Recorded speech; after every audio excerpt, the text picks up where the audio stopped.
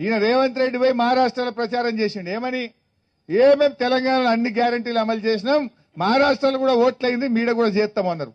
వాళ్ళకి తెలియదా మహారాష్ట్ర వాళ్ళకు నువ్వు ఇక్కడ మహాలక్ష్మి ఎగబెట్టినావు 4000 పింఛన్ ఎగబెట్టినావు రైతు బంధు ఎగబెట్టినావు అన్ని అర్థమైనాయి రేవంత్ రెడ్డి పోయి చెప్తే ఆయన పడే ఓట్లు పడలేదు మహారాష్ట్రలో పొల్లు ఒడగొట్టిరు కాంగ్రెస్ ను మొన్న ఢిల్లీకి పోయిండు ఢిల్లీకి పోయి ఇక చెప్పిండు ఏ తెలంగాణలో అన్ని చేసినా మమ్మల్ని గెలిపిరి ఢిల్లీలో కూడా అన్ని చేస్తా అన్నాడు ఇక ఢిల్లీలో ఓడగొట్టిరు కదా అంటే ఉత్తగా ఓడగొట్టుడు కాదు 80 సీట్లలో 77 సీట్లలో డిపాజిట్ వీకింది 77 సీట్లలో డిపాజిటే వీకింది ఇక ఒక్క సీటు గెలవలే అంటే నీ పటారు ఏ పాటిది నువ్వు ఇంట గెలిచి రచ్చ గెలువు ఈడ మా ఆర్ఎంపీలకు ఇచ్చిన మాట నిలబెట్టుకో మా అవ్వ తాతలకు ఇచ్చిన మాట నిలబెట్టుకో